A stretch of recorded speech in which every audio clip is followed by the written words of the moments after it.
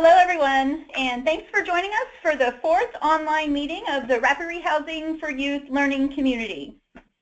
We're so glad to have you all here today. To minimize background noise, just a reminder that all lines are going to be muted except for speakers when they're speaking or presenting. Throughout the webinar, you can post questions for speakers and the provider panelists in the box on the right of your screen. And I'm Mindy Mitchell from the National Alliance to End Homelessness. As you know, today's webinar will be focused on the third core component of rapid rehousing, which is case management and services, which of course are really important for young people in rapid rehousing. And we're excited to have some great youth rapid rehousing providers joining us, including Bill Mott Savage from Valley Youth House in Pennsylvania, who is going to present on rapid rehousing case management, as well as several other providers who will answer questions as part of our question and answer section. We have Julie Bach from Pathfinders in Milwaukee, Wisconsin, Lynn Brockmeyer from Riverside County Department of Mental Health in California, Jody Jackson from Heartland Family Service in Omaha, Nebraska, John Lawler from The Connection in Middletown, Connecticut, Gabe Manriquez of the YMCA of Greater Seattle, Robin Meyer from Northwest Youth Services is actually not on yet, but is supposed to be on in just a few, and Aaron Wixton from The Link in Minneapolis, Minnesota.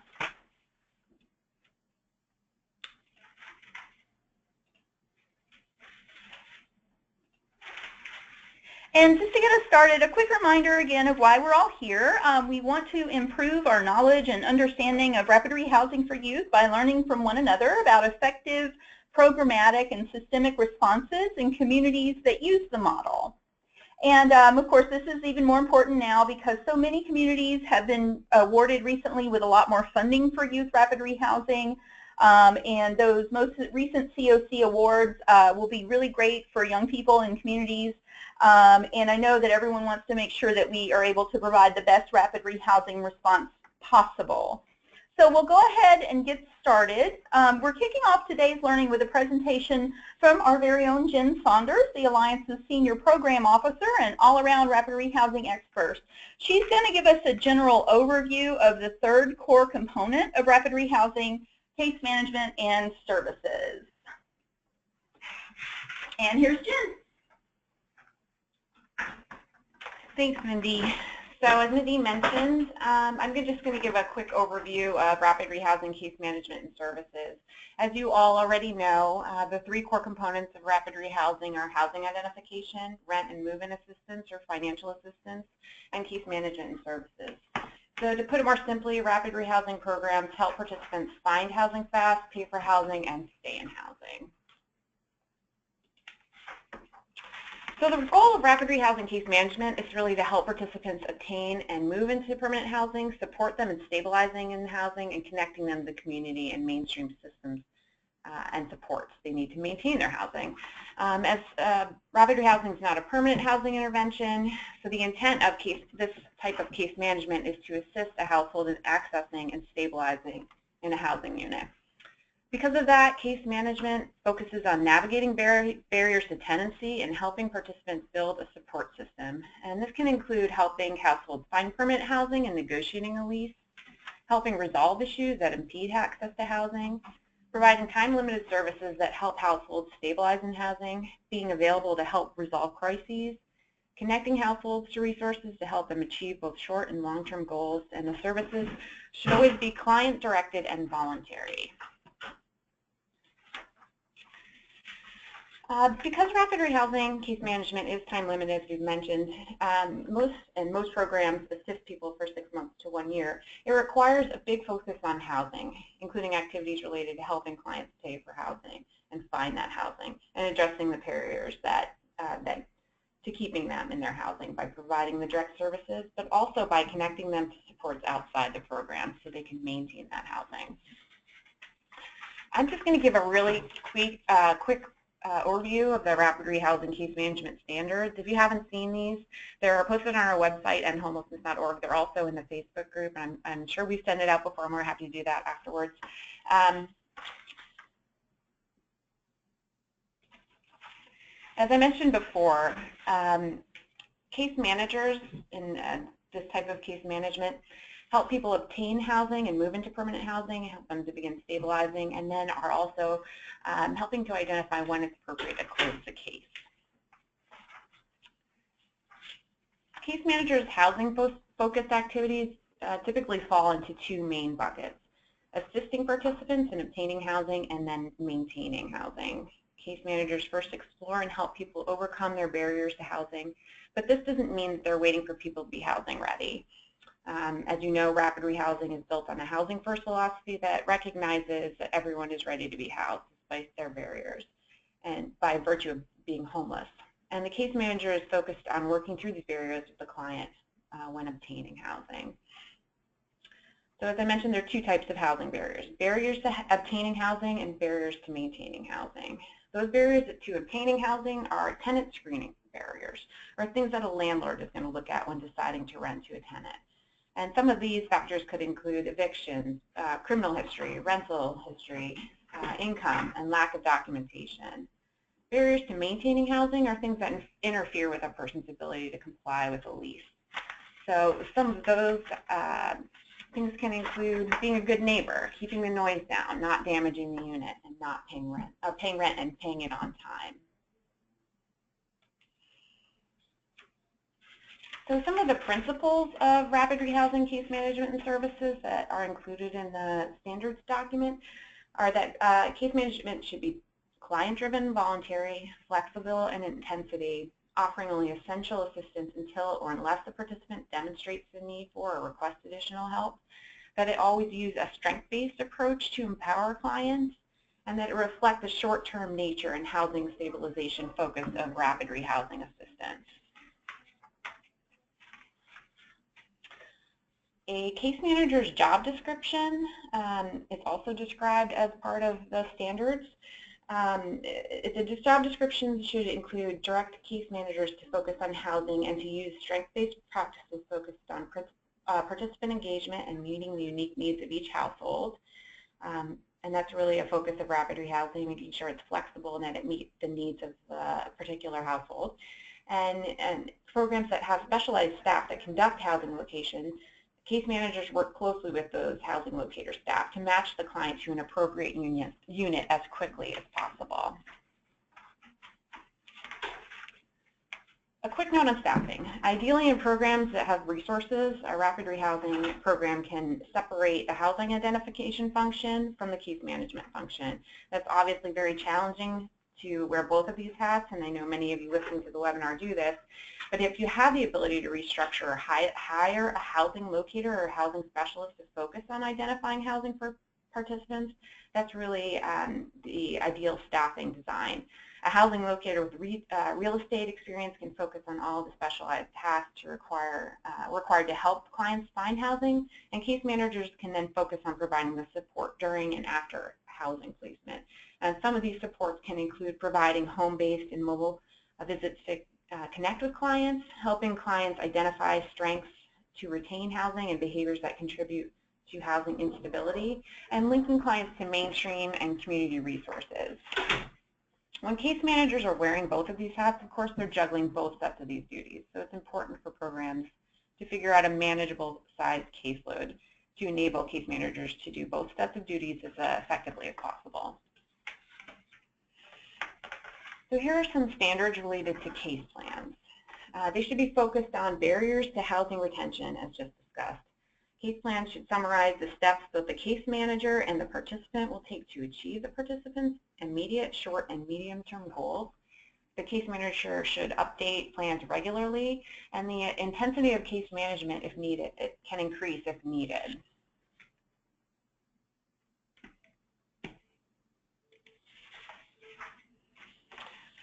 Because most rapid rehousing cases are closed in less than a year, case managers have a relatively short relationship with participants. So it's important that case managers focus on helping participants build a support network outside of the program and connect them with community resources and service options that will continue beyond the program's duration.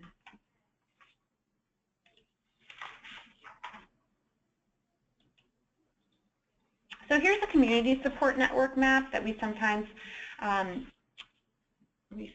provide that demonstrates how you can look at different types of connections that households can rely on in the community that can help them maintain stability. When we experience a crisis, we all fall back on these types of connections to help us. To help clients remain stable, case managers should be creative in helping them connect to the community and resources that will help them remain stable if and when another crisis occurs. And rapid rehousing acknowledges that case managers cannot and should not be everything to everyone, and that helping people know where to go and can really help prevent homelessness in the future. It's just so important to connect people with those community supports. And finally, just some things to remember. We can't tell at the individual level who will and won't be successful in a program or predict a client's resiliency. In fact, we're often surprised by how resilient a household can be, even under the most difficult of circumstances. So sometimes we may be concerned that a household may not be able to, may not be on their feet in the amount of time that we're able to provide assistance, or that we're setting up people to fail. But we really have to shift this thinking to the belief that rapid rehousing case management is setting up people to be in the best position possible to succeed in housing, so that we in the households receiving assistance are empowered as much as possible to succeed.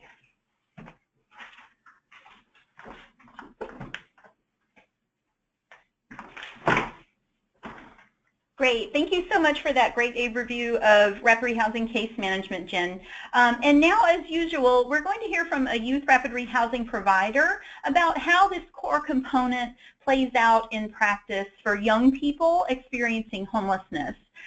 Again, we're so happy today to have Vilmont Savage from Valley Youth House tell us more about their great youth rapid rehousing programs and about how they implement the case management and services core component. So, Bill, you are up, and I think I have unmuted you. I believe you have. Hi, everybody. Good afternoon. Thanks for the introduction there, Mindy. We can go to the next slide and just get this rolling. So today, really what we'll identify, we'll talk about is, I think this was an important piece for us, is why we decided to do it. Initially, I'll get into this in a bit, but we started out looking at the HPRP program about 6-7 years ago.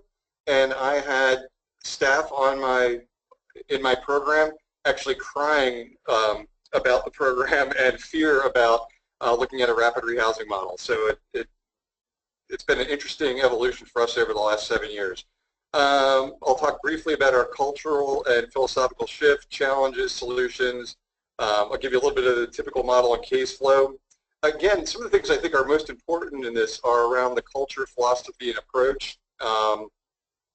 The nuts and bolts will vary a bit by your particular program in your community, but I think if you get those pieces down, you'll be much more likely to be successful. What makes it work, or has made it work pretty well for us? I know I'm talking primarily about case management. We'll just do a quick slide on funding and match, because that was also one of the fears, obviously, as a nonprofit, is how were we going to make this work with a 25% match? And Mindy will actually recall emails I sent her like, everybody wants us to do rapid rehousing, but we can't figure out how to pay for the match. Yep. But we've improved on our approach. Oh my God, did I just get lost? No, you're on. Okay, I'm not seeing the slides. Okay, sorry, technical difficulties on this end. And a little bit about what we plan to do around rapid rehousing. That was terrifying. Everything was gone for a minute. I was just going to hang up and walk away and wish you guys the best of luck. Next slide, please.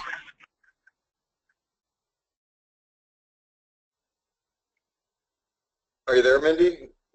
Next slide, if you can hear me. I moved the slide, Bill. Can you see it? I seem to be frozen at the moment on my slide. There we go. Okay. So again, I won't beat you guys over the head with Valley Youth House, but I'll highlight a couple things. And we do have a lot of experience working with transition-age youth. Last year, 350 served in street outreach.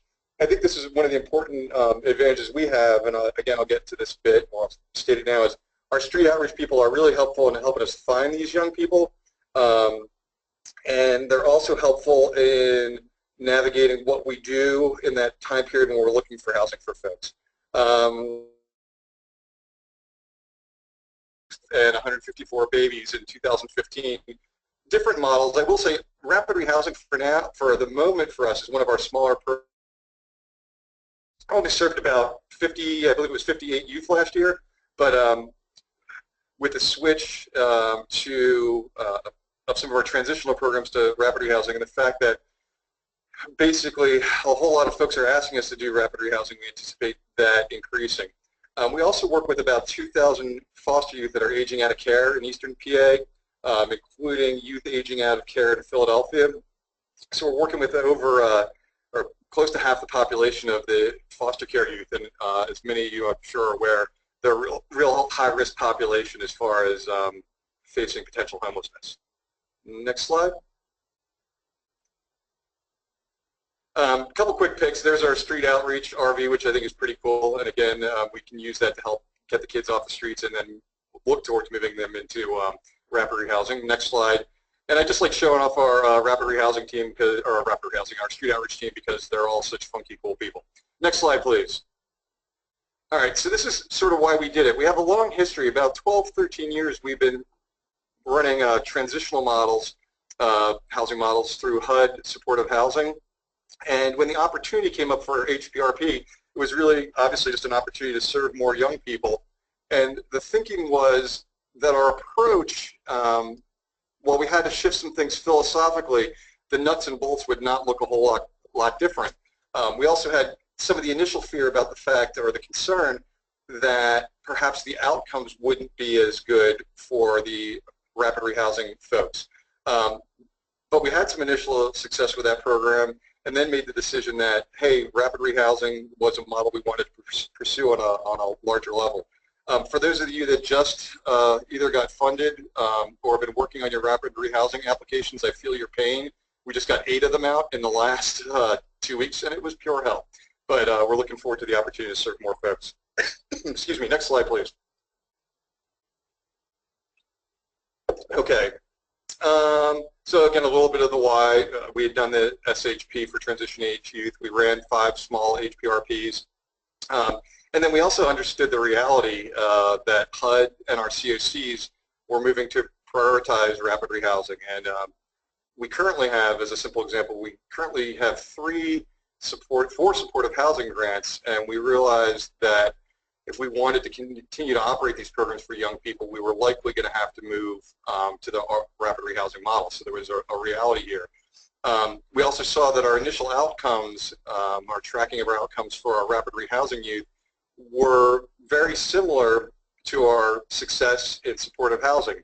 So we were able to allay those fears of folks that were concerned about things like housing first, the fact that we were working with a higher risk population, or at least you would think, because we were working in our transitional programs with a whole lot of couch hopping kids, and moving from the couch hopping to the folks that were coming straight out of the shelters or straight off the streets concerned people a little bit like, hey, well, our outcomes look as good.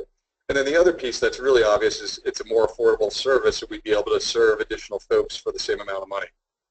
So it was really our thinking on the why. This is a really big piece for us. Historically, with our transitional programs, we set up a whole lot of hoops for kids to jump through, or young people. So we were having them do pre-entry drug testing. We were sitting down, having our intake conversations with young people, talking about what their plan was, and then we were holding them accountable to implement part of their plan. So someone would say to us, yeah, I really want to get re-enrolled in school. So we'd say, okay, we'll help you get re-enrolled in school. We'll start looking for an apartment, but we're not going to follow through on our end or on the executing the lease with you. We're helping you get a lease. We're not going to execute that until you follow through on your commitment. And you think about this. This was a big shift for us. And we were asking folks, excuse me, that were unstably housed to do really challenging, difficult things. You have no base of operations or no permanent base of operations, even if you're a house hopping young person, or we're asking you to get the job first, or we're asking you to get enrolled in school first. So we were, I will confess, we were kind of taking the cream of the crop. We were clearly not housing first. It was taking us longer for people to obtain housing. We used to call it our pre-acceptance phase. So that pre-acceptance phase would often last over 30 days. And then, then we were trying to execute or complete the housing search. So it was taking us several months to get folks in. Our barriers, like the drug and alcohol testing, like getting re-enrolled in school were program-identified barriers. They weren't client-identified barriers. So we really had to rethink that.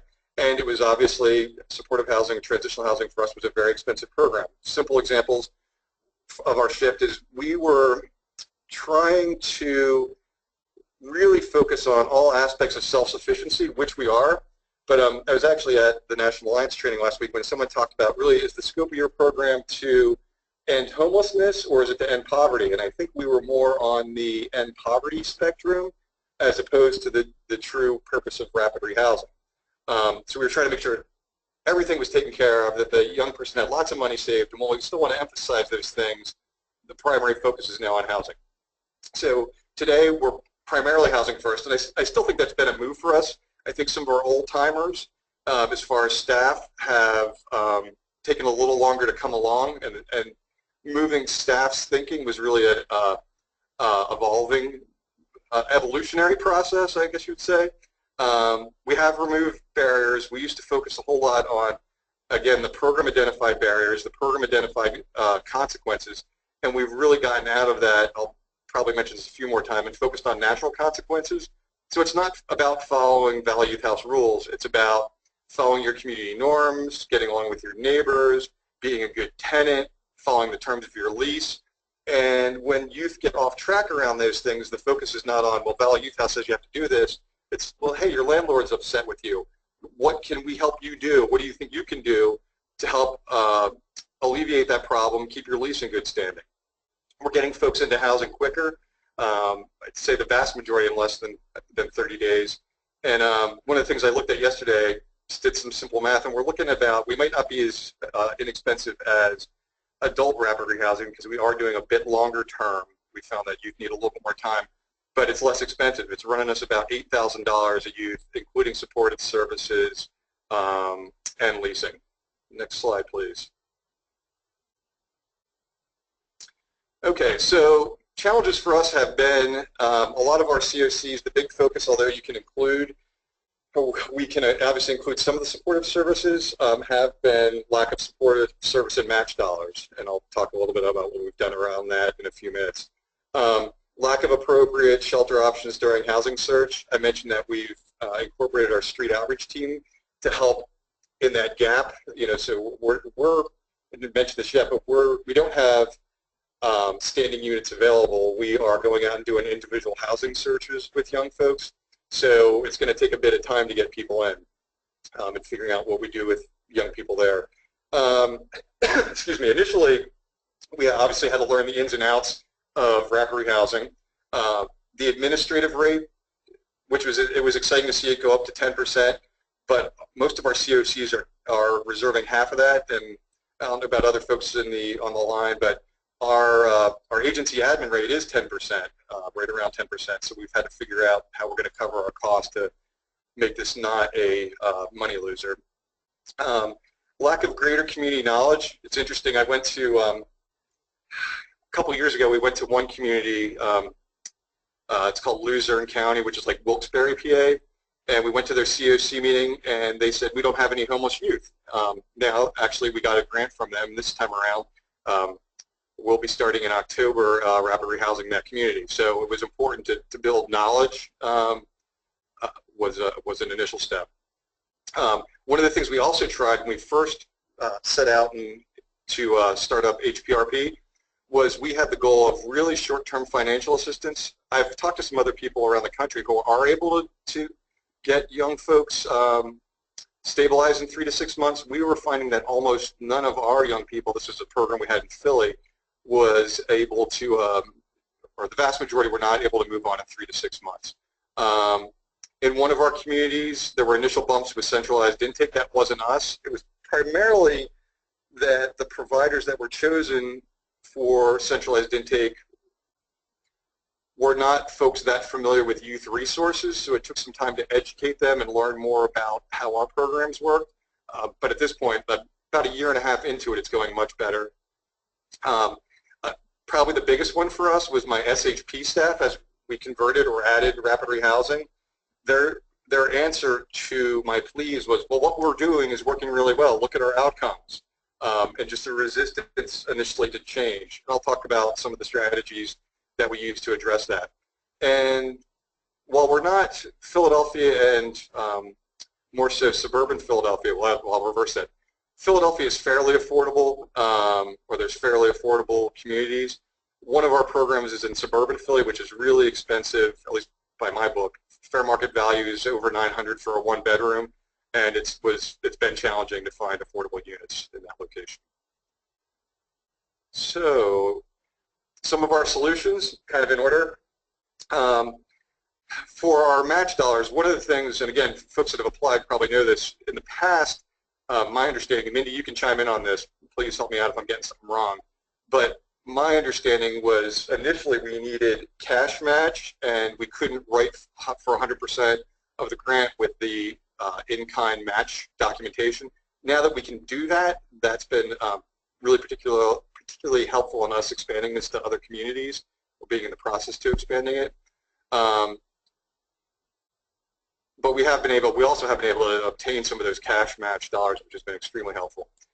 We've, in Philadelphia, for example, have both informal and formal agreements, memorandums of understanding with shelter providers, and that's been particularly helpful in the what do we do with them in the first 30 days till we find an apartment.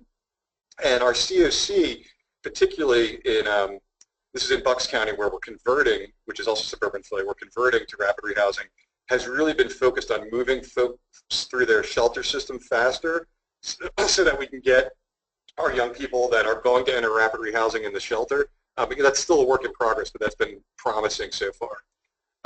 Our street outreach has been extremely helpful, as I mentioned, and we came to a realization that we needed about 9 to 12 months, or closer to 12 months of financial assistance for our young folks.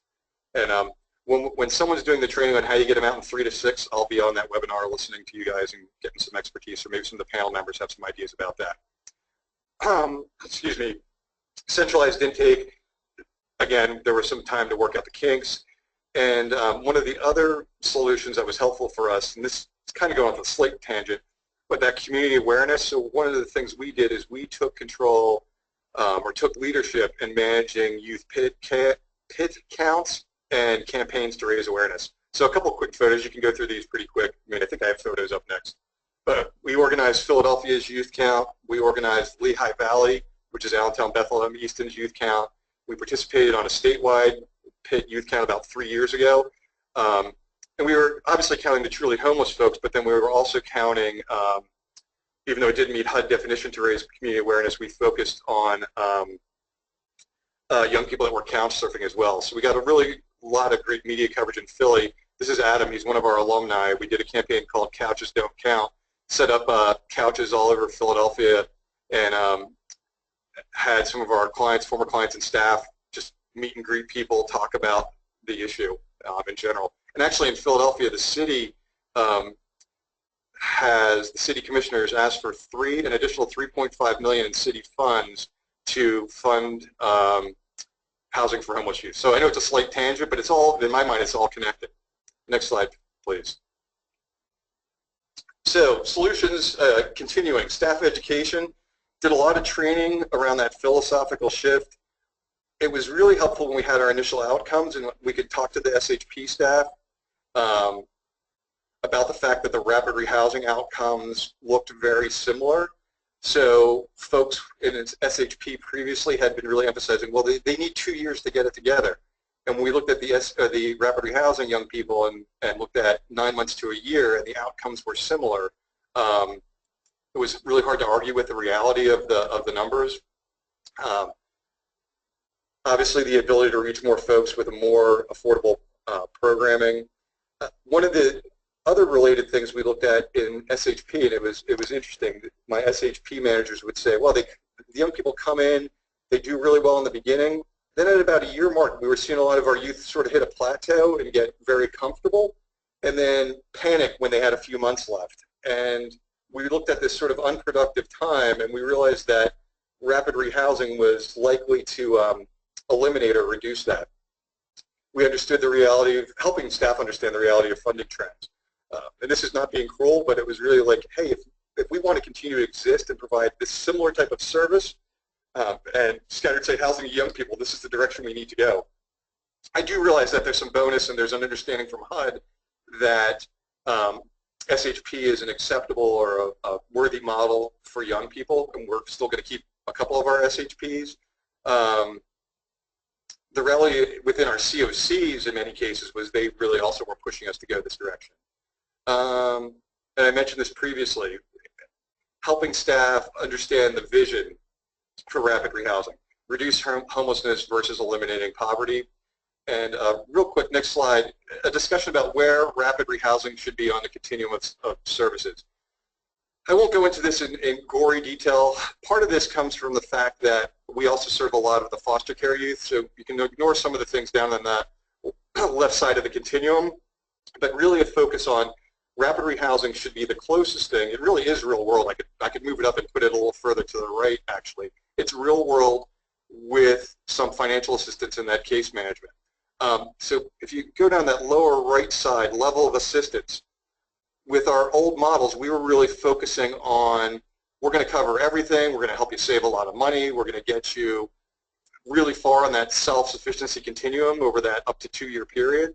And we really shifted our thinking to focus on what is the minimum needed to get folks to the point of housing stability. And then another big shift I already mentioned down at the bottom there was consequences. We were really focused on program imposed and getting staff to understand and implement natural consequences.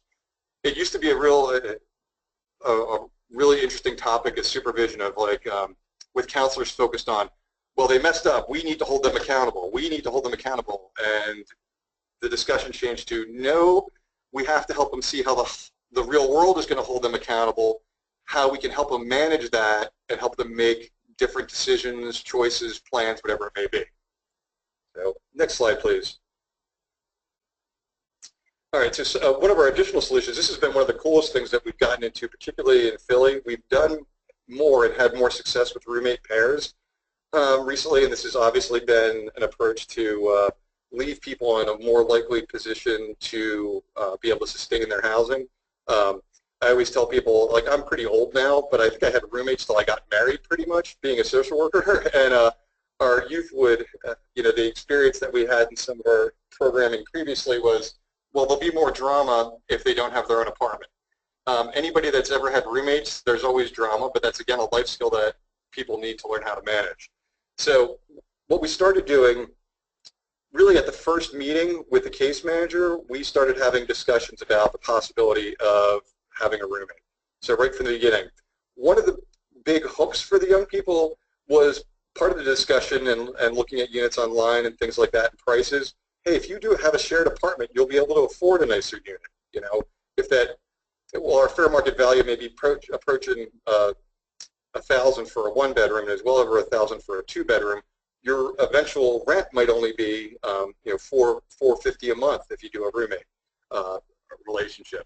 And as an aside, we can get things a lot cheaper than fair market value, but still it challenges affordability. We allowed supported natural selection of roommates.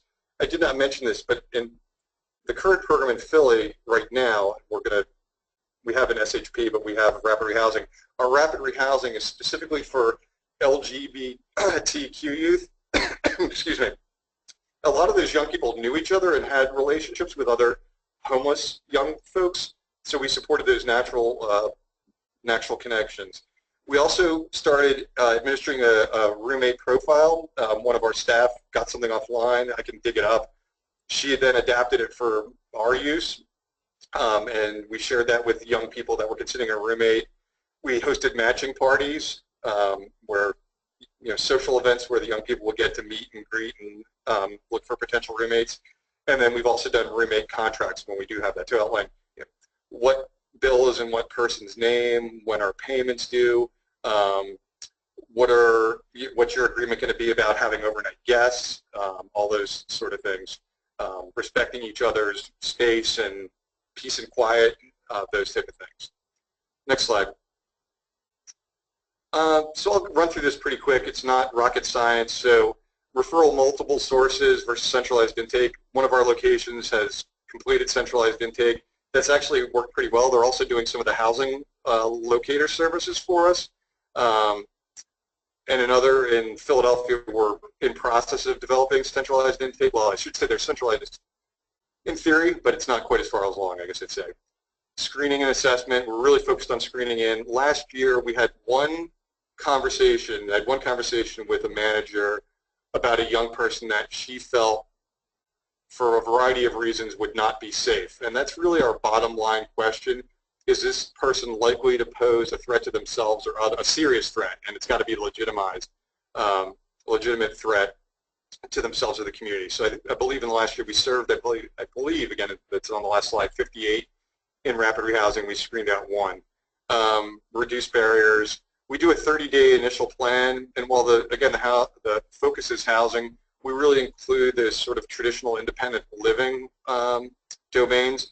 One that I'd like to really emphasize here is permanency. This is something we're looking at bringing at an even higher level to our planning and our services in rapid rehousing.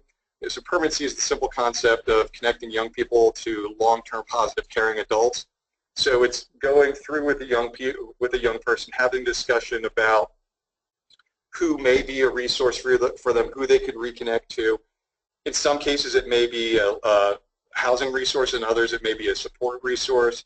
Asking simple questions. We actually track outcomes around simple things like, does the youth self-report a non-system adult that they could call at midnight if they had an emergency? Do they have someone that they could stay at with or visit on a holiday? Those type of things. Taking that further, we're looking at potentially some money for, not out of rapid housing, but something to match, some match money to provide for family finding services. Don't know if folks are aware of what that is, but like basically accurate searches to go through their entire life history and look for those potential matches or supports. Already mentioned that then we would do a client contract outlining what their responsibilities are. This is not a barrier. It's a way of reminding them of what they're hopefully committing to. We then would do the placement, locate an apartment, scattered site. We would do the landlord negotiations. We do not, at this point, have a dedicated housing locator officially. Now, unofficially, the supervisors in the programs do a lot of the landlord relations type stuff. In Montgomery County, it's been really helpful that centralized intake is doing some of the housing locating and trying to build up the number of landlords that we have working with us. Let's see.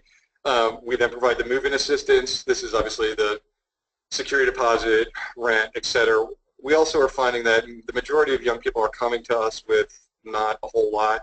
So we've tried to develop relationships around getting beds at low cost using some of our match money or foundation money to provide the basics.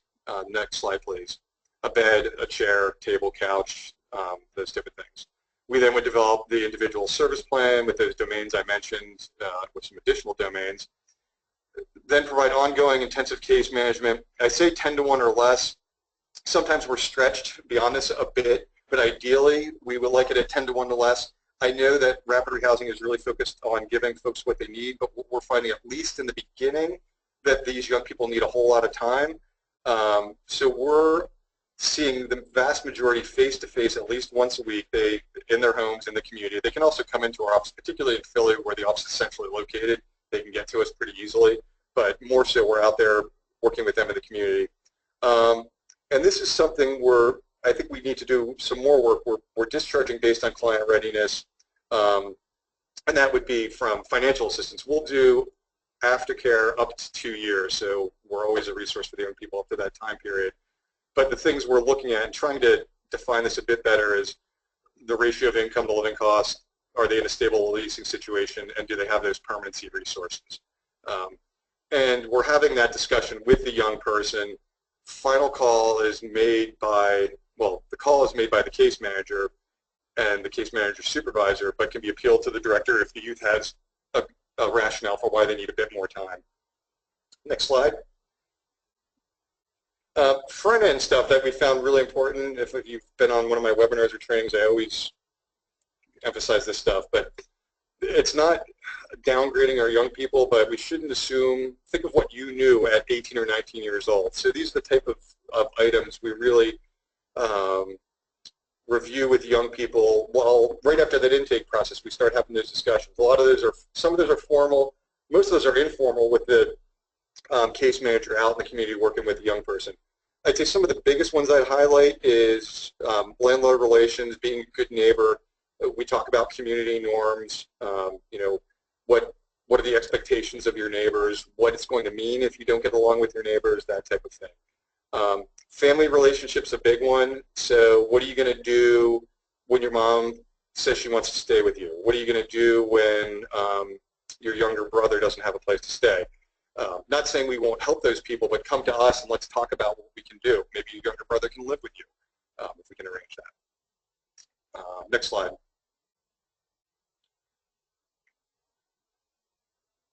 All right, what makes it work? Philosophy. This goes back to that continuum I showed you earlier, really trying to make sure we're focused on that right side of the continuum and how we approach folks. Relationship-based, I think this goes without saying, working with young people, really having staff that connect with the young people.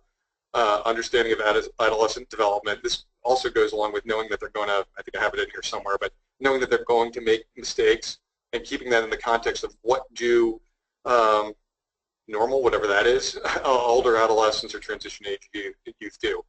Flexible thinking, shades of gray. I always joke that I'm not talking about the movie. I'm talking about even for staff, understanding that there's not always one simple correct answer, but there may be a variety of ways to look at the situation. Talking to the youth, knowing that they are the experts on themselves, helping them come up with the solutions.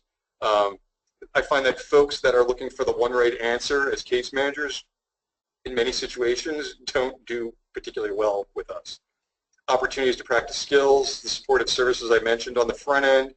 You have a little bit of money for food, a little bit of money for transportation, startup furnishings, until you can connect the young person with community resources. I kind of already mentioned the who you hire. Clinical services, if you can integrate them, either access, in the best case world, one of the things we've been able to fund and really not come as far in our suburban counties is we have a team who is split among several programs. We pay for that with other funds, foundation money primarily, and a little bit of match actually. We got the city to kick in a pretty good portion of match for a couple of our projects. I already mentioned permanency, lightest touch, and track and report outcomes. I would say on the track and report outcomes, one of the things we're working on currently is trying to match up our outcome measures to really, and we can pull the stuff from HMIS, we pull some other stats, but really focusing on the HMIS statistics is kind of a move for us that we're working on. Next slide. I already mentioned this. Know they will mess up, make it difficult to get thrown out. We've discharged very few young people unsuccessfully. So it's hanging in there, looking at that behavior in the terms of normal adolescent development. So when you walk into a 19-year-old's house and you see beer bottles lying around, just remember college. Not for all of you, but for some. We're doing a lot of transition in place. Avoid drift. This is a little bit more probably associated with SHP, but we have that tendency to go back at times, particularly when the staff get frustrated with the youth's behavior, to want to impose those program consequences. So reminding folks of that, the philosophy regularly, where we want to be on that continuum. Alumni opportunities, well, I said we'll provide aftercare formally up to that 24-month period. We host events for our alumni regularly. We hire our young people to do on our street outreach teams. We hire them as employees. With Watch Confirm is a piece we use for the case managers, which is, again, that assumption, don't assume they know how to do something. So you're doing it with them, maybe only one time, depends on the use, maybe you're doing it with them, whatever it is, 8 times. Then you're watching them do that. Then, as we're trailing off on our case management, you're confirming that they did it. So you don't have to do it with them at that point, but are they providing you with the pay stubs? Are you able to review their bank statements with them to see where they're spending their money? Those type of things. Next slide.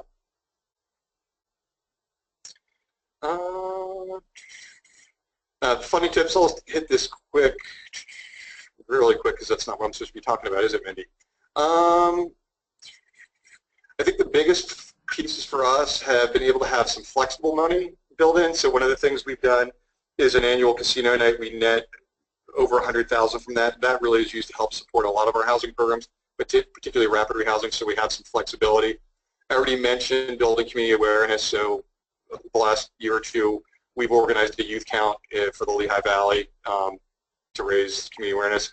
We've gotten our children and youth agencies in many cases to kick in some match with an emphasis on the fact that we do serve a lot of parents, young transition age parents, and that you could be looking at young folks or children that could face potential child welfare placement because of a lack of housing.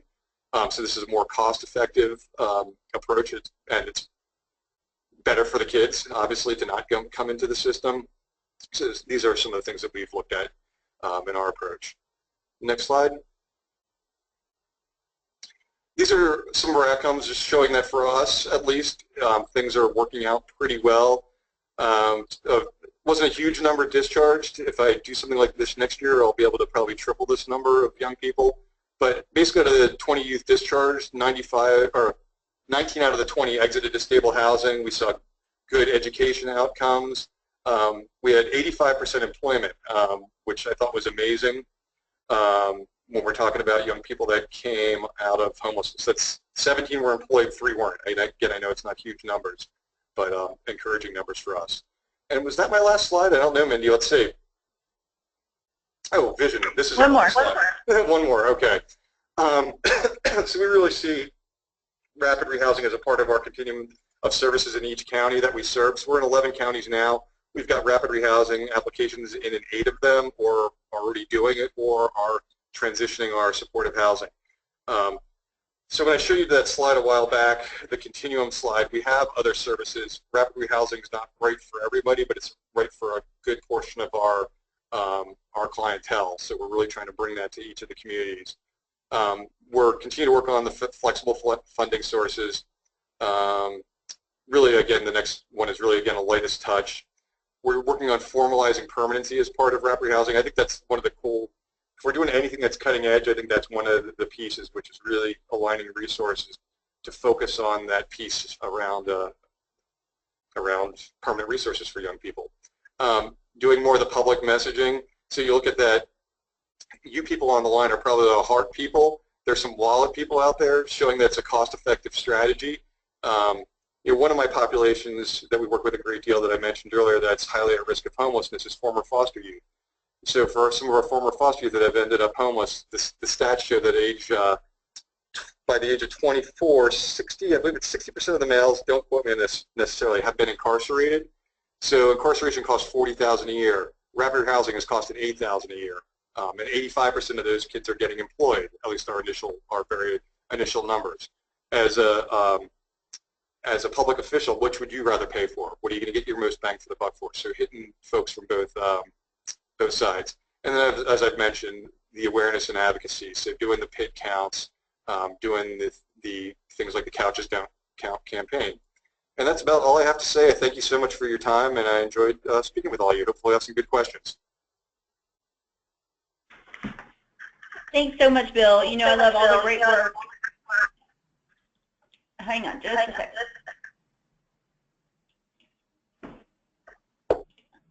Okay. That Valley Youth House does, and I really look forward to hearing how the new rapid rehousing programs develop. And so now we will get on to my favorite part of this learning community, which is where we get to ask questions of some of the great experienced youth rapid rehousing providers from across the country. We do have a big group of you guys today, so I'm going to try to spread the Q&A around as much as I can. We had lots of questions about rapid rehousing case management, and I'll try to get through the ones that kind of are emblematic of what most people were asking. We had questions about For Bill, you talked about this as you guys have switched from SHPs to rapid rehousing in some programs, and we'll be switching some more. You talked about shifting philosophies and approaches and how that may or may not be difficult for staff.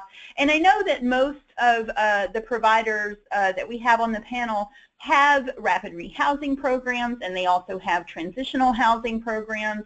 And some of those transitional housing programs are called transitional housing because that's what the funding source calls them, but they are also transition in place and look very much like rapid rehousing.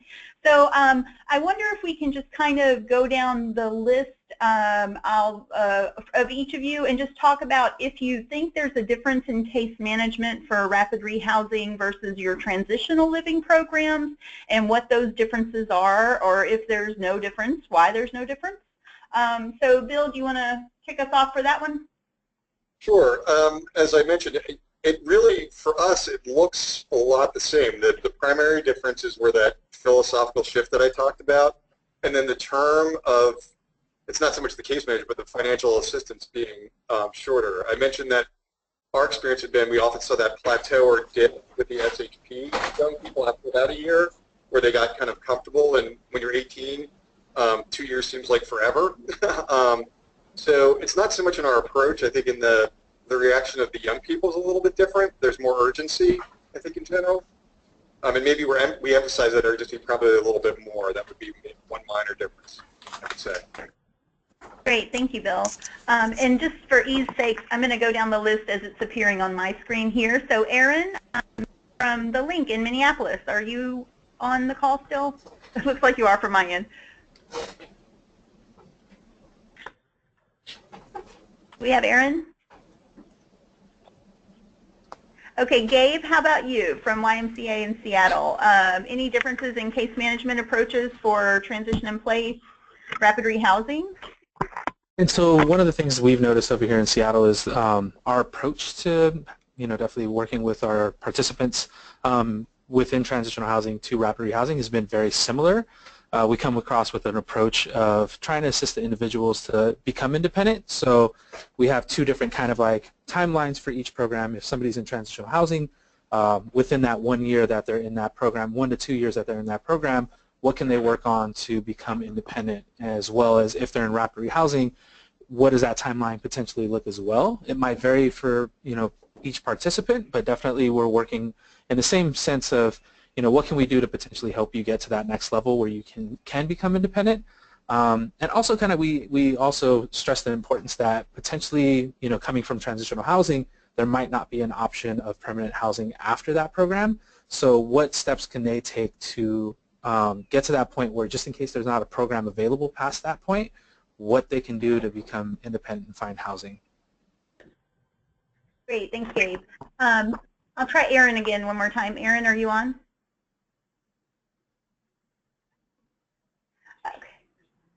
Okay. Okay, how about Jody Jackson? Yeah, I guess I can speak to the transitional. We don't have any transitional or transition in place anymore. We just reallocated our last transitional program.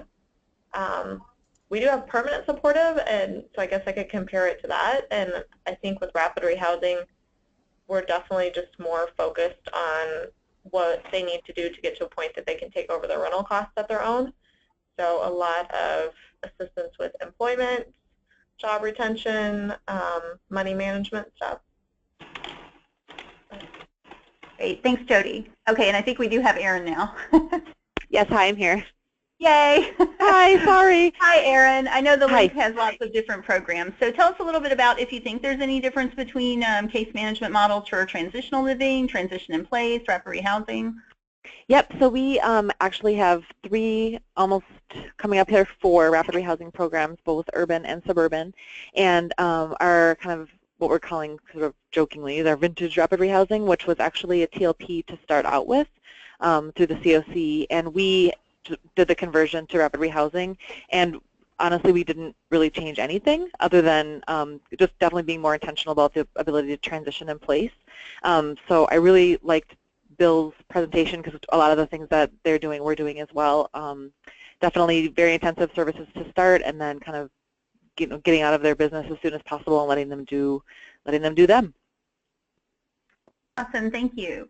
And John Waller, are you on with us? Yep. Hey, John. So yeah, yep, I'm here. So can you hear me?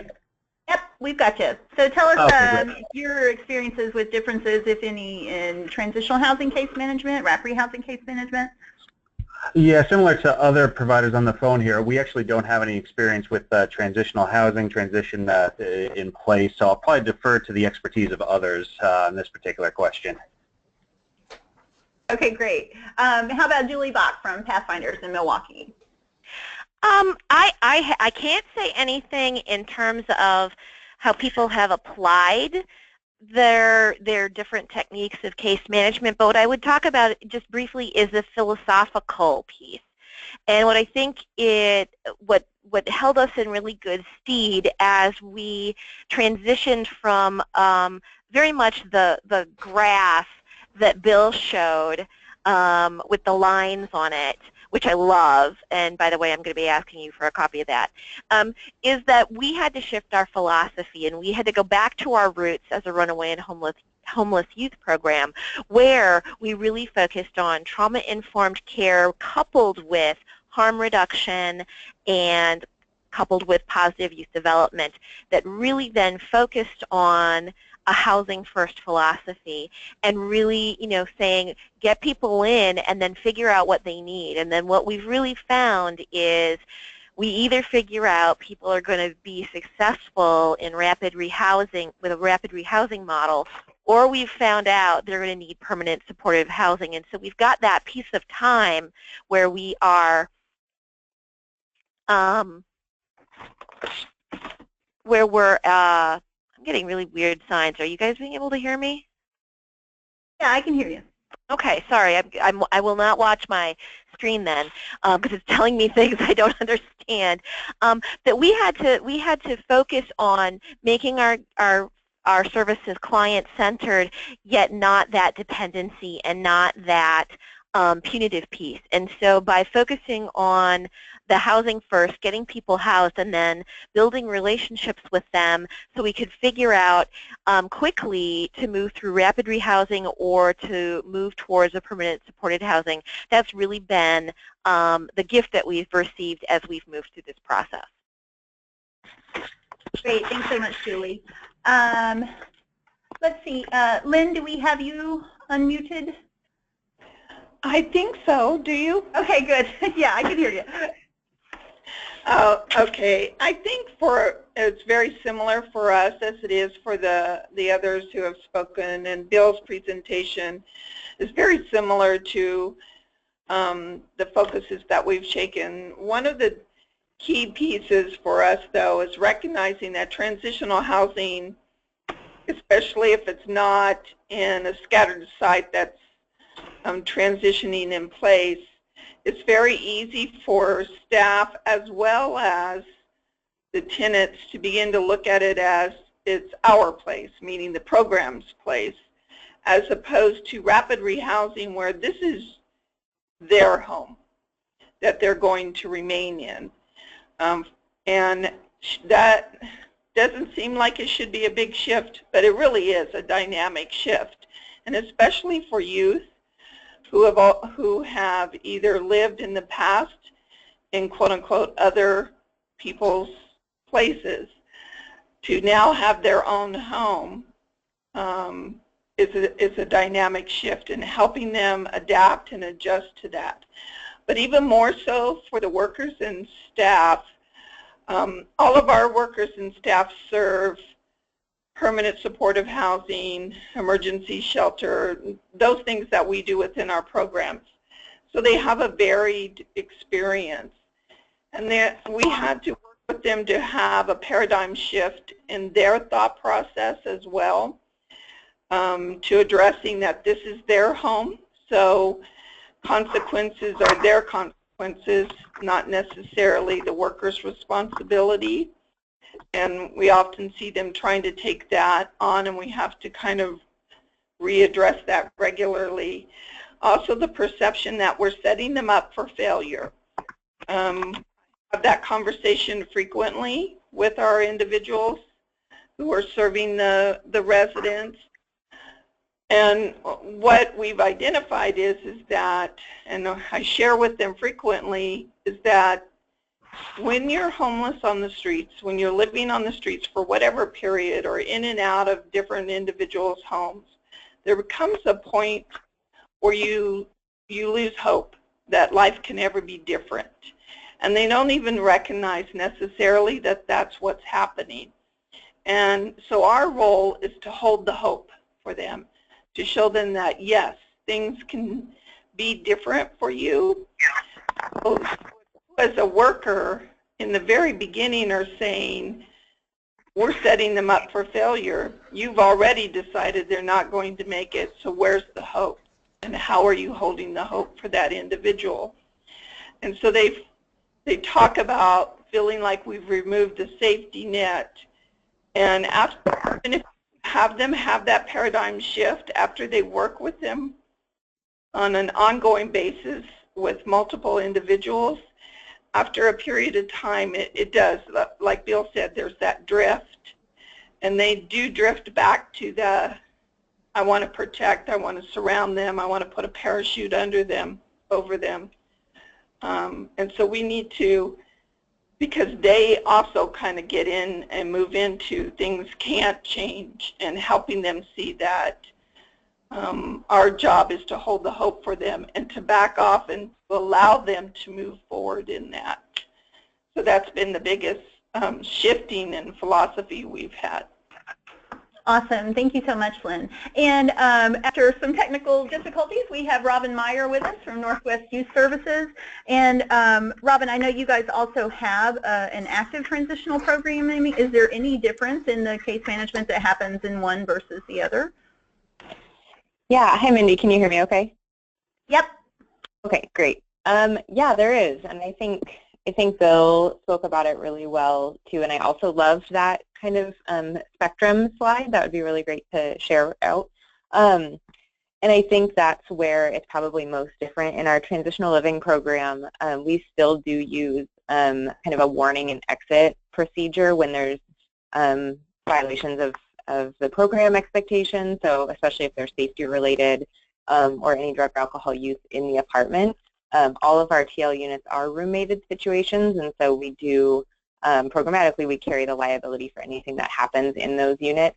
And so we still do issue written warnings and potentially issue an exit to a youth who's, maybe continually violating those expectations. We also have a self-advocacy procedure that they can engage in if they're interested in kind of showing us that they're willing to learn with us some new behaviors. But with our permanent housing program or rapid rehousing program, we don't actually use that quite as frequently because we do really heavily focus on the natural consequences of those actions. So one example is in our transitional living program, youth are paying 30% of their income into a savings account that we keep for them. And so if they don't pay into that, if that becomes a pattern and it doesn't look like they're really interested in engaging in that element of our program, we could issue a written warning for that. Obviously, with rapid rehousing, if the client's not paying their portion of rent to the landlord, there's a different consequence. And we wouldn't actually be aiming to exit them from the program. We'd be focusing on skill building, negotiating with the landlord, payment plans, that kind of stuff. And so I don't think, it's just really rare that we would issue a warning to a client in our rapid rehousing program. We would be focused on how do we help them build this resiliency and this new skill so that they can stay in this unit. Great, thanks, Robin. And we've had several questions come in as you guys have been talking, and I think this next series of questions kind of flows from what you were just talking about. Bill, I'll start with you. Folks wanted to know, so you guys have been talking about, for some of you, there had to be like kind of a philosophical shift and culture shift. Have any of you, do you have like specific trainings that you provide for staff to get them more comfortable with Housing First? If each of you could just maybe give some concrete advice for training staff on Housing First. Bill? Sure. Actually, what I've used, I wouldn't call it a curriculum in any way, shape, or form, but I've used some of the items that we went over today. That continuum slide is something that at one point, now my managers are doing it, but I was running through that and discussing that with every new case manager, either individually or in groups, and we use that a lot. We have some other internally developed kind of philosophical things. The other thing, it's funny, when I went to your conference a couple weeks ago, I said, man, I need to get more of my staff and managers to it. But in parallel, we have a PA Housing Alliance that has some very similar training, so we send a lot of folks out to those things that are more local. But it's really been primarily internally developed stuff that we've used, and I can share some of that with people if they're interested. If you just send me an email, I'll send you. A lot of it's really more about the philosophy. And I also will say that the one thing I want to say is that was an evolutionary process, so it didn't happen overnight that people got on board, and I think it was, Lynn was saying about the drift that still happens. Everybody in our agency also gets individual supervision weekly, which I think is a good practice, so that the managers are addressing that with people a great deal. There's been some of our approaches.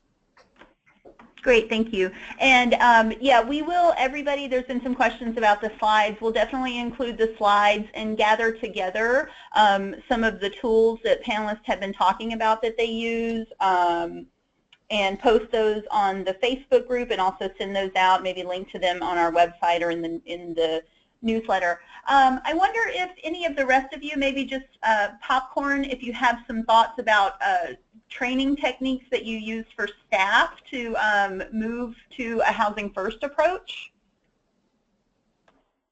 This is Julie. We actually included it in our all staff development day, and we had hired a housing first case manager, and we then, in conjunction with that person, our CEO, provided training and explanation of sort of our growing housing programs and supported housing programs, and we trained everybody. So that was folks who are in, you know, runaway and homeless youth kind of programming, as well as people who are doing parenting education and sexual abuse therapy. Everybody did it because we felt it was so important.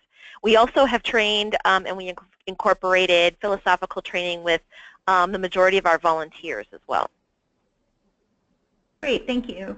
Anybody else want to chime in just about particular training techniques on housing first for staff? This is Lynn. One of the things that has been, we've always done housing first. We're a behavioral health agency, so all of our programs have always been focused on housing first. But that ongoing conversation about how do you support them while they're in, especially when it's very time-specific, limited housing support. So key things that we started was doing a yearly training on permanent supportive housing and some key pieces on how to be the best permanent supportive housing provider you can be. We also do something, we have conversations regularly around being agents of change. And so agents of change, not just in our individuals that we're serving in their lives, but also in the behavioral health case management teams, in the treatment sources, the medical teams, our community as a whole. And so we utilize stories in every staff meeting, an agent of change story, where someone talks about where this person started and how they saw the agent of change, how they saw that change happen, which really keeps us motivated and focused on that change can happen. Even in individuals, we don't expect there to be significant change. Thank you, Lynn. Anybody else comment on their staff training on housing first?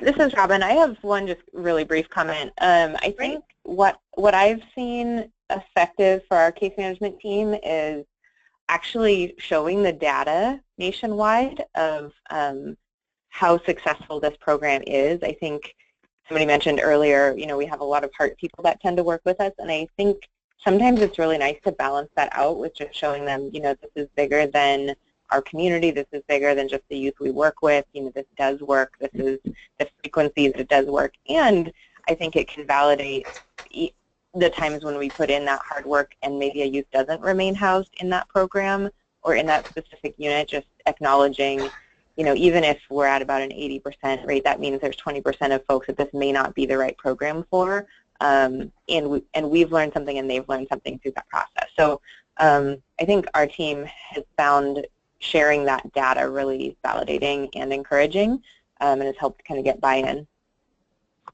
Great, thanks, Robin. Anybody else? Okay, we'll move on to the next question. A lot of folks had, and again, related to housing, case management, and I won't say some of them. I've already talked to so many of you about this, and I have some favorite things that you all say about this question, but I'll pose it to you guys. One of the maybe the hardest things for implementing, and it's part of making that philosophical shift, is how do you make services engaging in a voluntary services model so that young people actually do engage? And I guess for this one, I do want to hear from everybody since you're all doing rapid rehousing case management. And Bill, we'll start with you again. Making services engaging in a housing first model. This will be brief. Hiring the right people. One of the things we do is we have young people participate in interviews, which is really helpful. They give great feedback. We do prep them on what are appropriate and not appropriate questions. So we vet their questions first, but we really take their feedback seriously. I think the other thing, I was 100 years ago, I was a IL worker. It's not brain surgery to me. I mean, my opening line, and I encourage staff to use a version of it that works for them, is, what are your goals? My job is to help you achieve them. So what do you want to do? I'm here to help you. And it's all about it being their plan and us helping put their plan into action. So if you have the right people and it's the young person's plan, they're generally pretty engaged. Occasionally we'll have that's where I go to the confirm approach. This is another one of those, our previous program expectations, like you're going to meet with them you're going to meet with your counselor or your case manager every week. And while we do meet with the majority every week, if they can confirm that things are going okay, then that's enough. So it's based on what they need and what their goals are. Great, thanks, Bill. Yeah, I don't think it's that complicated. Okay. Gabe, how about for you guys at the Y in Seattle, making services engaging in a voluntary services model? Yeah, I also want to reiterate a lot of what Bill said. Meeting the youth where they're at. Definitely they're coming into our programs, already with goals in mind and things they want to start working on. And so meeting them where they're at and just really kind of helping them get to that point, definitely finding them housing is number one goal, but, definitely if it's employment or education or learning some life skills, that's definitely what we're here to do.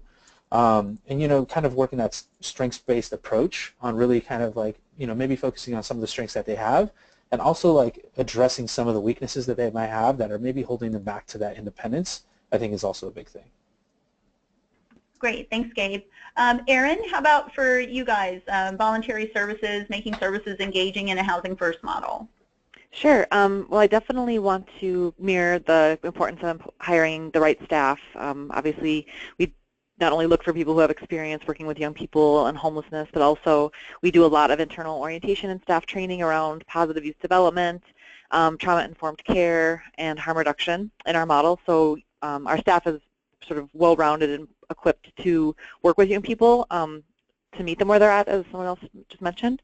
In addition, I think we do a really good job of creating incentive opportunities for young people to engage. So we have advisory boards in all three divisions of our organization, but in our housing and homeless services, we have a group that's focused on basically co-developing our Project Live Out Loud program, which is our LGBTQ-specific rapid rehousing program. We also have a young families committee of both current clients and former clients that really essentially like keep us very aware of the up-to-dates of program changes they would like to see, and they sort of co-create all of our program manuals so that the programs really do reflect exactly what the youth are going to need to be successful. And we also do a lot of incentives around not just giving young people, gift cards or, a trip to dinner if they do something well, but really just creating opportunities to celebrate them as individuals and young people. And we always try and bring things to home visits, like if we know they're into art, we try and just, at the dollar store pick up an art supplies, just to kind of help them not only do some homemaking, but also just to make sure that they understand that we truly are seeing them as, people that are individual, and we want to be able to celebrate those things and not just focus on kind of maybe what's going wrong or just kind of hustling through case management, but really building that rapport. Those are great ideas. Thanks, Erin. And how about Jody Jackson from Heartland Family Service? Voluntary services models, case management techniques? A lot of what I think everyone else said. I think it's just talking to the youth and trying to get them thinking about long-term what they want to see happen in their life and breaking that down into steps. Lots of motivational interviewing. If you can get staff trained on that, I think the more they understand those type of approaches versus just assigning all the clients the same goals or, getting frustrated when they're not making progress, that seems to help a lot. Great, thank you. Motivational interviewing is one I've heard from a lot of providers that are doing rapid rehousing for youth. For you guys.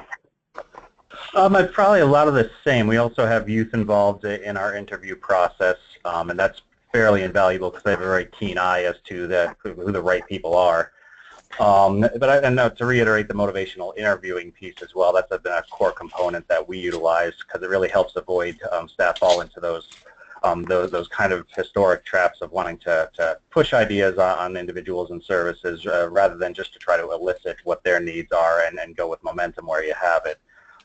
We also have a good amount of mechanisms to get feedback from individual youth about their relationship and the quality of communication with their case manager as well, particularly in the early going, where usually having them just fill out some kind of rating scale in terms of how they think it's going communicating with their case manager, because we really want to solidify the engagement piece very, very early. And also providing incentives whenever you can for engagement in not just the case management services, but the other services that might be very beneficial to them as well. But yeah, a lot of the same principles that have already been discussed. Great, thank you, John. And I think it's okay, because this is still such a new model for so many places around the country, I totally don't mind if all of you are kind of repeating the same things. I think it's important that we're surfacing the same themes at different programs across the country, and we're all learning from one another. So Julie Bach, how about for you guys in Pathfinders? I would do to make it engaging? Sure. I would echo everyone else's pieces, especially around being client-centered and using a positive youth development frame, utilizing evidence-based interventions like motivational interviewing, working on joint goals. But the things that we've really seen, especially from a Housing First model, are relationships are primary. If you don't have the relationship and you don't establish that, everything else falls apart. And so then what really for us is an essential element of that is authenticity. Say what you can do, say what you can't do, don't lie, be transparent as much as possible. Sometimes we have funders, we patchwork our funding together, and so sometimes we have funders who say, we want you to do this, and we are very transparent with our young people and say, we're doing this because we have a funder requirement. Let's talk about how we can move forward to do this. And lastly, I would say if someone asks us for help, concretely help them. You know, that first essential win really helps everybody understand that this is something that benefits the young person in the Housing First and the rapid rehousing. And so if we can help them get some concrete first steps that are achievable, that helps towards seeing themselves as a success, seeing the relationship as strong, and seeing Pathfinders as their ally and their support and someone who's walking with them on their journey. Great, thanks, Julie. And next we have Lynn. some ideas about making those services engaging. I totally agree with what everyone has said. Those are all points I would have made, to be flexible, focus on the individual, have good staff who are cool, calm, collected, but very creative as well, strengths-based approach, all of those pieces.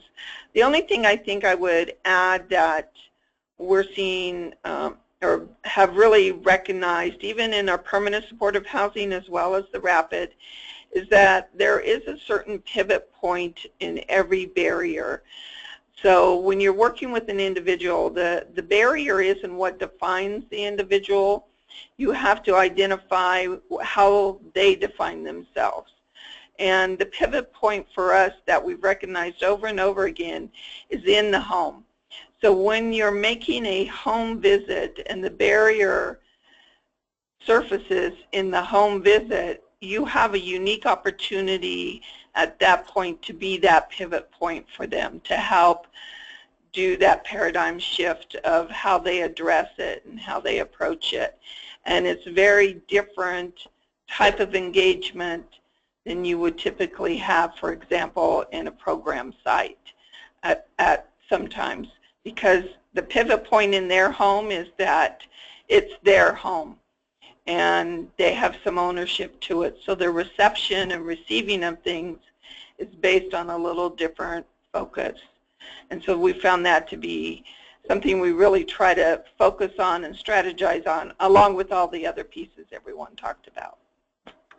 Great, thank you, Lynn. And we'll wrap up this question about making services engaging with Robin Meyer from Northwest Youth Services. Yeah, the thing that kind of came to mind first, I read in this article, I guess last week, a sentence that I loved, and it was that youth tend to vote with their feet. I think it's one of the things that I love the most about working with young people, is that they do tend to be pretty clear about what is meeting their needs and what's not, sometimes just by whether or not they're showing up. And so one of the questions that we often ask as a team or in supervision with the case manager if a youth is not engaging is, are we missing what the need is? And even if they might be telling us it's one thing, like, are there outside factors, are there other things going on, outside barriers that maybe they're not talking with us about, and how can we identify those with them and then meet the need, right? Because I think youth come to us because there is a need and because they have those goals, and so if what we offer matches that well, I think they'll engage. Our street outreach team has also been huge in helping with engagement, and because they can do a lot of that kind of sleuthing around, what is going on with this youth, what might be happening, and what relationships can we kind of strengthen if they're not engaging in one aspect of the services. Can we help engage them somewhere else? Great, thank you, Robin. And Bill, I know you have to get off in just a little bit, so I'm going to move right on to the next question and ask you to start us off. But I think there may be some other folks on the panel who will have some stuff to say about this as well. We had lots of folks that were interested in when you talked about the permanency outcome and connecting young people to long-term positive caring adults. And folks just wanted to kind of hear more about what that looks like in practice. And some tips for how they can start doing that in their own programs. Okay, it's really, for about 5 or 6 years, we've been including it as part of our planning process and as part of our ISP process and updating it, regularly. So really, it begins with just a discussion with the young person in regard to who some of those people have been in your life, both relatives, friends, neighbors, coaches, churches, whatever, or whoever those supports, those natural supports may be. If they're not, and most youth can identify some potential sources, resources. If they're not able to, part of the plan is also, well, what might you have an interest? Is there a church group? Is there a social group that you may have an interest in? More formally, one of the things that we do with our in-care, our foster youth, is we're a permanency provider. So we've taken what we've learned in the permanency world. That includes one of the things I mentioned, which is we're looking at funding now to do what's called accurate searches, which is a type of software with the foster care, the Child Welfare Agency provides us with the information. We're looking at how we can do that independently for our non-system youth, including our rapid rehousing. And what the Accurate search does, in some cases, it will give you a list of everywhere the young person's lived, everyone they've had potential connections with. Sometimes we get a list of 100 people, and these might have been people that the young person might not even thought about in the last 3 or 4 or 5 years, but may still have some interest in coming into their life. So then there's some work that's done around again, the youth, whether you use the Accurate search or some type of software, or you're just having discussion. There's some work around, okay, who might you want to reconnect with, being sensitive to youth and having discussions around more of a kind of a clinical approach. What do you think the likely outcome might be? What are the potential pitfalls? How are you going to manage that? Because set them up for more disappointment. Sometimes it's, I don't say negotiating, but facilitating a conversation with some of those folks and helping the young person and that adult understand what the limits of a rekindled or ongoing relationship might look like. So I always use the example, many of our young people still have some connection to biological family. And so simply stated, maybe your mom, this may be the discussion with the young person, mom may always be mom, but you may never be able to live with mom. But what type of relationship would you like to have? What do you think she could actually provide for you? Again, is it that holiday visit? Is it that advice, when or someone to talk to when you're down in the dumps? So looking at permanency from not just the housing perspective, but from the support perspective. And hopefully that makes some sense. And as I said, we're really looking at how we can formalize that as one of our, looking at how we can formalize that so every young person that's in our rapid rehousing, that we can do those more extensive searches. So hopefully that. Great, thanks so much, Bill. And I apologize, folks. I really enjoyed the discussion. Loved hearing from the other panelists. But my boss scheduled a meeting for me at 4 o'clock, so I got to go to that. So those darn bosses. Yeah, enjoy the rest of your day, everyone. Take care. Thanks, Bill. And so we'll continue with the rest of you. I don't know if each of you would like to say something about, or if you're doing that similar kind of work with connecting young people to caring adults outside of your programs. Do you guys just want to pop in if you have some thoughts about that, some things to share with the group? This is Erin. Hi. Hey. One of the things that we do, we primarily do it for compliance for one of our funders, but it actually does give us a lot of really great information, and it's Youth Connection Scale, and so we do that with a young person at entry, and then we do that we set some internal milestones in addition to sort of like the funding requirements. And what's just sort of interesting, and doesn't necessarily solve the problem of creating permanent relationships, but one of the things that we've just sort of anecdotally reflected on is that oftentimes when young people are housed, their connections that they identify sometimes reduce because they are, with stability oftentimes comes a reduction, in the need to be involved with potentially their trafficker or their abusive partner, or even sometimes their, street family in that way. So sometimes the connections actually end up decreasing upon housing. And so then it's our job to sort of talk to young people about identifying people either in their life or people they would like in their life, and helping them to sort of gracefully replace those relationships, because it's a lot. We see a lot of loneliness in our housing programs because they've kind of had to disengage with their either street community or other communities that they were involved with while they were homeless.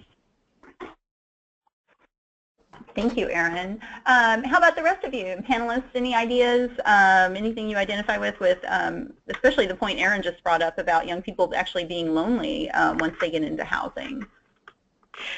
This is Julie. Hey, Julie. One of the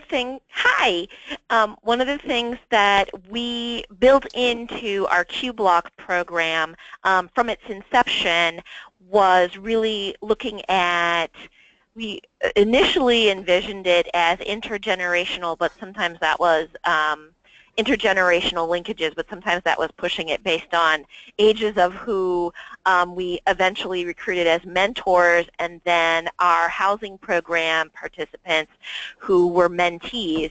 So yeah, I don't know, 5 years, 6 years actually counts as a generation, but the idea was, the acknowledgement one, that young people needed to create or recreate healthy social networks outside of a housing program, because that's not a social network, it's a program, with the acknowledgement that two, housing programs don't raise and social services don't raise young people very well. And so we wanted to try to kickstart natural relationships, and so we don't do anything really super scientific, but what we do is we get to know the young person briefly. We have our volunteer manager knowing our mentors, who are volunteers, and then we simply introduce them with the caveat that if this doesn't really go, we'll try someone else. And what we know is that 60 to 65% of those young people, according to what our definition is sharing a significant life event. So it's not just the going out and having coffee or, you know, chatting on Facebook thing, or however they define that event or their communication, that they have something that's more meaningful than that. And we find out that while that's the most challenging outcome for us to achieve, that it's actually young people, you know, they want that connection at the same time of not always being wanting to participate in it, probably because we told them that it's part of the program. But you know, it ends up being something where it is a lasting, and it lasts beyond any kind of program or any kind of housing assistance that we can give them. And so it really is helpful. And it's, you know, the thing that anecdotally we find out that those relationships are being maintained. And we started Q Block in 2010, and we know people are still in relationship, the mentors and the mentees. And so that's essential. Awesome. Thanks, Julie. I knew you were going to talk about that part. I was so excited. I knew you knew I knew. How about the rest of you? Some insights on helping young people make permanent connections, or any kind of relationship mapping that you do with young people as part of case management? Yeah, this is Gabe with the Y. Hey, Gabe. So last year we had a AmeriCorps come on board with us and help create a career coaching program for our youth, and this was kind of like a Young Adult Services at the YMCA kind of wide program. And she reached out to literally just kind of put out some Craigslist ads, you know, asking if anybody was interested in kind of helping young adults potentially have like some career guidance. And she had a really overwhelming response to a bunch of, you know, individuals who were interested in volunteering, and pulled about 60 volunteers from over probably 100, and really kind of met with them and did a really intensive onboarding process with them. And then it was on our end to see if youth were interested in kind of potentially having somebody who could work with them, maybe talk about career goals. And you know, we had a good number of youth that actually did take advantage of this opportunity, and they were actually meeting with their kind of career coaches a lot more often than they were with our actual case managers, which was kind of nice. And you know, it transgressed just talking about their past. It was literally just talking about life, and you know, kind of like their goals in life, and not just potentially career, but in every aspect. And it was kind of a really great thing to see, and we've been able to kind of get a little bit of extra funding to continue with that program. So we've kind of, you know, got some money to kind of throw at it and really kind of help it grow, which has been awesome. So. Oh, that's a great idea. Great idea. And how about the rest of you panelists? Any thoughts about connecting young people with caring adults?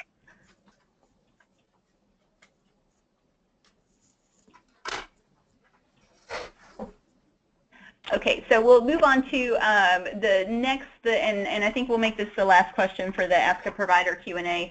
The next most popular question that we had from attendees was just about closing cases. So maybe if you guys could talk just a little bit, sharing your insights about what closing a case looks like on the case management end of things. And let's see, Robin, do you want to start? Sure, yeah, I can start. So we try to, basically we would be closing a case when the youth is paying full rent on their own, and we've checked in kind of about their confidence level and continuing to do that without the support of a case manager. We do always talk to them about aftercare services that, if something changes, we're available.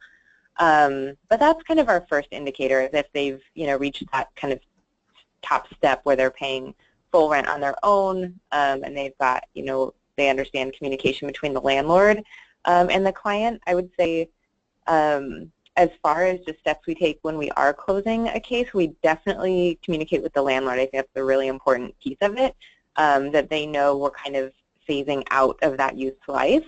And we leave the door open for them that they can still contact us, but that we will have a different role kind of from here forward. Yeah, I think, that's the majority of the time that's how we're closing them.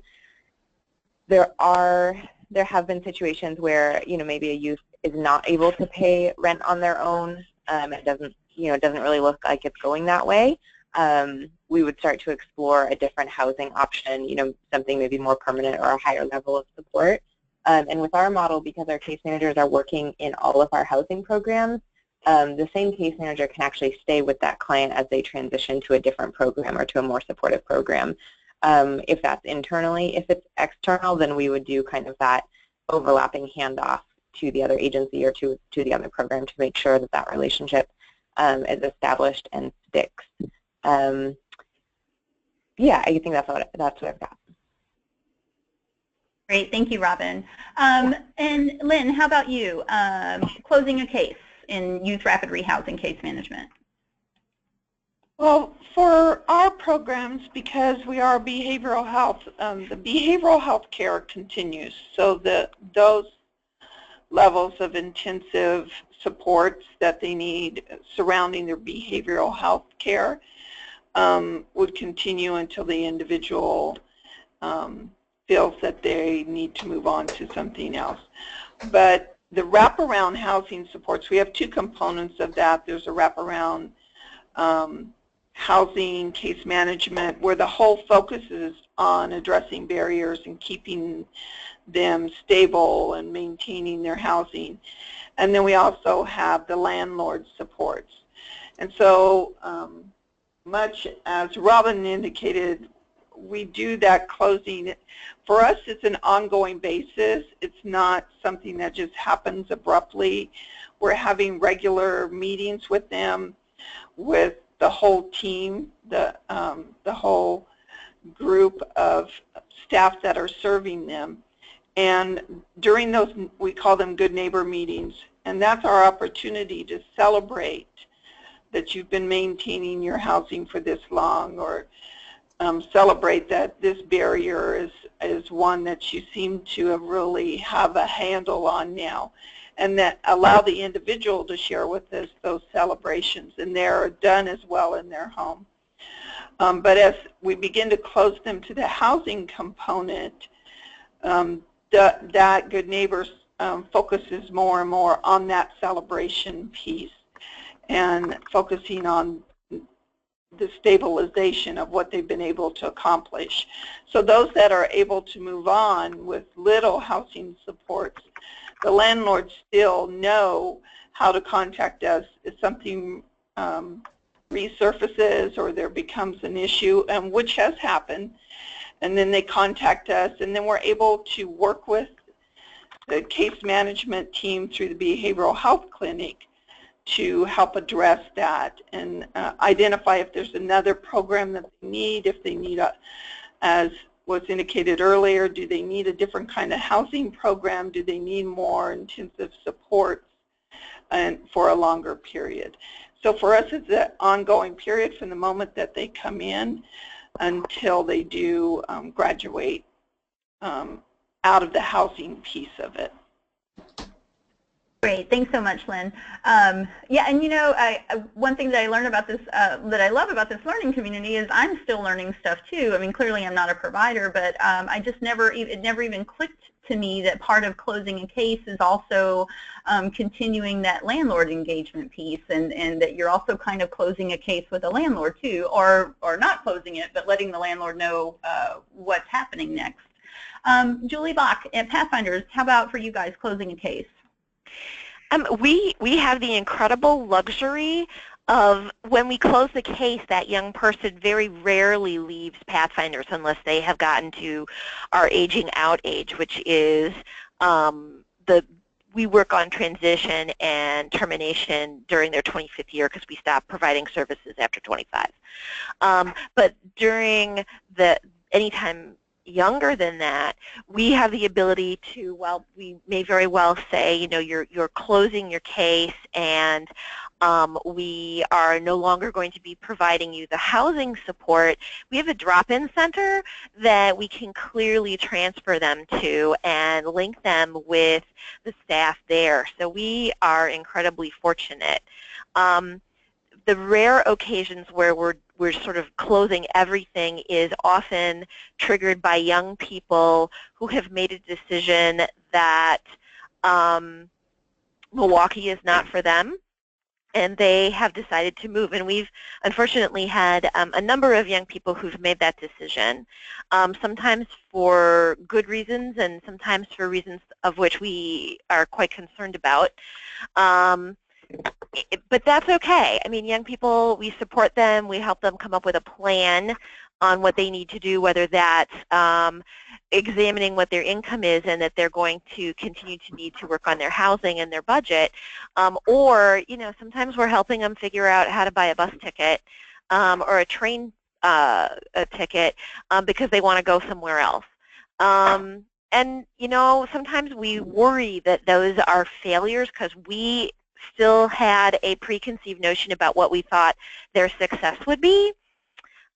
And I think we always have to be working on what's our stuff and what's theirs. And so if they're seeing it as a success, then you know what, it's a success and we need to like give our stuff up. Literally. And you know, we need to just, you know, we need to celebrate that they're really excited, even though I may be really, really thinking driving to Colorado with a bunch of people in an RV is not a good idea. If they think that that's successful and that's how they want to exit the process, that's theirs to own, and ultimately I hope everything works out. And that my job in that is to help prepare them to the best of my ability, and that means talking it through with them. You know, and so that's sort of like that piece of, you know, other than paperwork and, you know, obviously working with, you know, landlords, but, you know, that's the kind of stuff that people don't often think about, but that's, you know, where it's at. That's so funny that you use that as an example, Julie, because I'm a rock climber, and it's actually like my goal in life to just get in an RV with a bunch of people and move to Colorado. John Lawler, how about you? What does closing a case look like at the Connection? I mean, we typically start the discharge and the case closing process a few months in advance, just so we can come up with a pretty clear plan, both with the youth and with the landlord as well, given the changes that will occur. We pretty thoroughly, extensively make sure that they have a very firm awareness of what their natural supports are, the roles that they're going to play in their life, you know, long after the program assistance is gone. And really, there's a good amount of focus on the post-discharge planning, their goals, so that way they don't get out of the habit of the process of kind of individual service planning, kind of still set the long-term goal, but also continue to break it down to smaller steps so that it's achievable. We do have aftercare services as well if you've hit issues. It might not be rental assistance in nature, but certainly the case management services are already open. And we have utilized that here and there, particularly if it's issues that pop up with the landlord or utility bills or whatnot. We can try to help them negotiate that. But also making sure that we try as best as we can to keep in touch with them over time. We invite them back to all of our program events, our client advisory meetings, etc. And also have staff reach out to them at set intervals after discharge just to check in, see how things are going. and see if there's any assistance that they still need. Great, thank you, John. And Erin, closing cases at the link? Sure. Well, pretty much what everyone said, we also do at the link. We start exit planning, I would say. I don't want to say exit planning in a way that sounds like, okay, what's next, like your house, but really looking at, you know, knowing that our time with them is limited, although we have up to 24 months, which is amazing. We really do want to focus on stability and helping that young person identify the things that they need so that they don't return to homelessness. So we're having those conversations pretty quickly into the housing experience. And as far as sort of a formal discharge or case close, because the young people are scattered site, it's really self-determined by when they're ready. Obviously, the more concrete and formal discharge is with the landlord because we need to communicate with them that we're no longer helping with rental assistance. But we don't actually ever really formally close a client's case because they have aftercare. We have other sources of funding that pad our services. So while we sort of end the relationship formally with, like, we won't be here every single week, we're not going to be helping with your landlord anymore, by the time we're at that part of the conversation, they're really, really ready to discharge us, I think, at that point. Great, thanks, Erin. And Gabe, we'll close with you on this question. Tell us about closing a case at the YMCA. And so at the Y, we definitely have that conversation way in advance. You know, pretty much when they're signing the lease, they know when their subsidy is going to potentially end. We kind of set out a scale saying, you know, every so-and-so, here's when your subsidy is going to end. So we're having that conversation throughout that period of time that they're housed and receiving the subsidy with us. And just like a lot of other providers, we do provide that kind of aftercare, case management, resource referrals, and so forth to them. So it's kind of not like, you know, your subsidy is ending, you know, we'll see you later. It's more of a like, your subsidy ends, but let's also work on potentially getting you linked up with other resources that you might need to help you become independent. Great, thanks so much, Gabe. I like that you all kind of talked about, like, making sure that part of closing a case is that important piece of case management, which is connecting young people, all clients, to mainstream resources to make sure that they do have a support system in place after assistance ends. And I'm thinking, like, maybe our next webinar can just be on, like, what that part of it looks like. And also, we've had lots of questions that we won't be able to get to today, but I think these are really important questions that we can work on moving forward about funding services, using funding to fill gaps for things that the rapid rehousing funding doesn't pay for. So just put that on your radar for you more experienced providers, that might be something that we want to delve a little deeper into in the future. So that's it for our Ask a Provider Q&A, and we're almost done with our time. I'm just going to run through really quickly the assignment that we had last time, which was related to the new NOFA and questions that you guys had about rapid rehousing and youth in the new NOFA. And again, I'm going to blow through these pretty quickly because we have been on for a long time. But I was happy to take a little longer. This is my favorite core component of rapid rehousing. And I think for young people particularly, this is where the magic happens in the model. And what I hear over and over again from youth rapid rehousing providers is that the services are really so important for making this model a success for young people. So the HUD NOFA,